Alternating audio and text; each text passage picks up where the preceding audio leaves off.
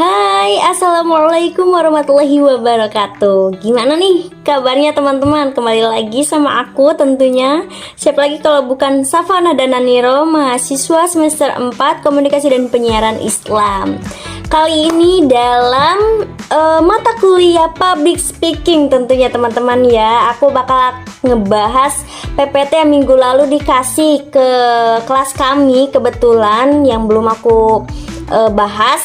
Di sini aku bakal ngambil satu materi tentang prinsip komunikasi dan aku bakal nyambungin dalam kehidupan mahasiswa gitu teman-teman ya. Gimana sih prinsip komunikasi dalam kehidupan mahasiswa gitu ya teman-teman ya. Jadi teman-teman ya, komunikasi yang efektif itu sangat penting dalam kehidupan mahasiswa tentunya gitu ya. Ya baik dalam konteks akademik gitu ya maupun sosial di kehidupan sehari-hari gitu teman-teman ya. Nah berikutnya teman-teman nih ada prinsip-prinsip komunikasi yang dapat diterapkan oleh mahasiswa-mahasiswa terutama mahasiswa UIN SMA Banten teman-teman ya. Yang pertama itu tahu teman-teman ya. Maksud tahu itu apa sih? Apa yang harus kita tahu gitu. Jadi teman-teman ya, teman-teman mahasiswa tentunya ya. Jadi perlunya ada memahami informasi apa yang akan disampaikan gitu ya sebelum melakukan komunikasi teman-teman ya. Hal ini tuh penting pasti ya agar pesan yang disampaikan itu tertata gitu dan jelas teman-teman ya. Misalkan ketika kita akan melakukan presentasi tugas, entah itu tugas kelompok gitu, individu atau mempresentasikan apa gitu ya, mempresentasikan pesan gitu ya, materi gitu ya. Mereka tuh harus tahu materi apa yang harus kita bahas gitu ya, poin-poin utamanya itu apa gitu, dan kesimpulan dari materi itu apa gitu teman-teman ya. Terus ada pun yang kedua yaitu tujuan teman-teman ya. Maksud tujuan dari prinsip komunikasi itu yaitu tujuan komunikasi itu harus jelas teman-teman ya. Apakah untuk memberikan informasi saja kah? Apakah kita memberikan pesan itu hanya untuk mendidik kah atau untuk mempengaruhi teman-teman? Dan tentunya komunikasi juga bisa menjadi hiburan teman-teman ya gitu. Ya kita harus mengetahui tujuannya itu ya agar apa ya, agar membantu kita sebagai mahasiswa menentukan teknik komunikasi yang tepat harus bagaimana, dalam kondisi apa. Dalam kondisi seperti ini kita harus menentukan teknik komunikasi kita harus bagaimana, misalkan gitu ya. Audiens kita misalkan anak-anak SD atau anak TK gitu ya, kita harus bagaimana gitu ya menyampaikan pesannya gitu ya.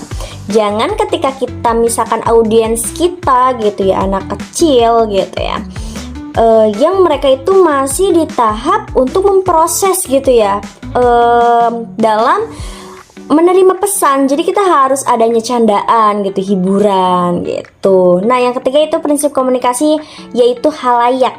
Apa? Tentunya audiens teman-teman ya, penonton teman-temannya. Tentunya teman-teman ya memahami karakteristik audiens itu sangat penting juga teman-teman ya. Ya apa gitu agar komunikasi kita dapat diterima dengan baik gitu teman-teman ya. Makanya kita harus paham gitu ya.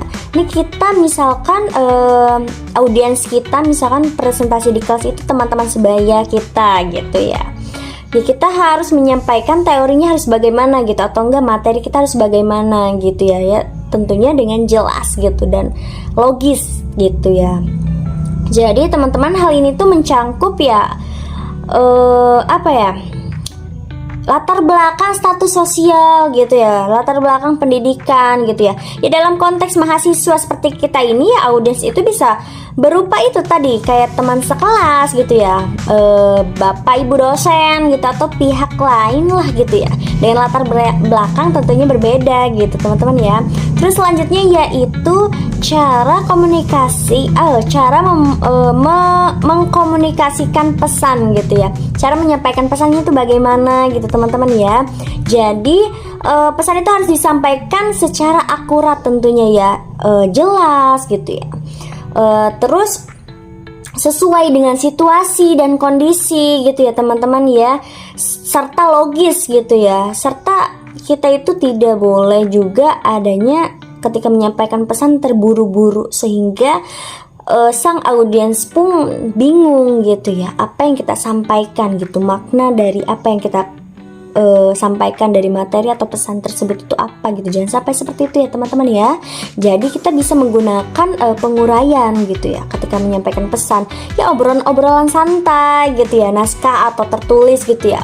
Ya tentunya pakai PowerPoint ya, pasti ya PPT gitu ya. Makanya itu harus disediakan gitu ya. Kita harus sedia dan gercep gitu teman-teman ya, gerak cepat gitu ya.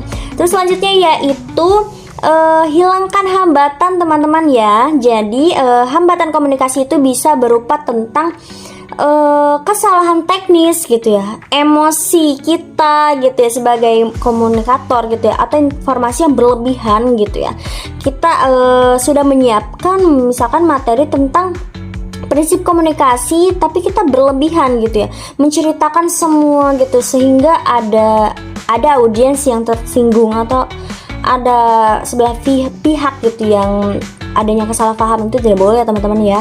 Atau teknik komunikasi juga yang kurang tepat gitu ya tekniknya gitu. Jadi penting nih bagi mahasiswa untuk meminimalisir gitu ya hambatan ini agar pesan dapat diterima dengan baik ya sama audiens ya teman-teman ya. Oh ya, terus selanjutnya target teman-teman ya.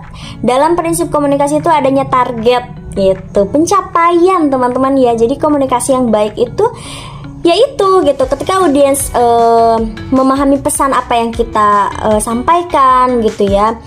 Dan tujuan komunikasi kita itu sampai tercapai, yaitu adalah suatu target dalam prinsip komunikasi teman-teman ya gitu.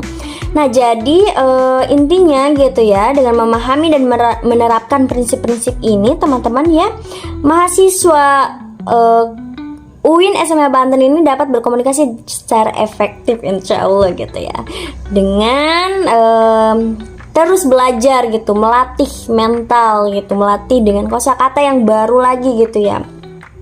Ya entah itu dalam situasi akademik maupun sosial gitu, dibiasakan saja gitu ya teman-teman ya. Dan kalian harus tahu bahwa prinsip komunikasi ini untuk berkomunikasi efektif itu tidak hanya untuk jurusan seperti saya gitu ya, jurusan komunikasi dan penyiaran Islam, tapi ini sangat penting untuk semua mahasiswa. Kan saya mengambil temanya itu kan prinsip komunikasi dalam kehidupan mahasiswa gitu teman-teman ya. Ini sangat penting banget sih, bukan hanya untuk jurusan aku gitu ya, tapi semua jurusan gitu ya. Bahkan kalau misalnya di luar mahasiswa juga sebenarnya komunikasi ini sangat penting teman-teman ya, entah itu komunikasi verbal atau non verbal gitu ya. Karena di mana adanya sosial kehidupan, di situ adanya komunikasi gitu teman-teman ya. Baik, terima kasih. Aku Safana Dananiro. Bye bye. Assalamualaikum warahmatullahi wabarakatuh.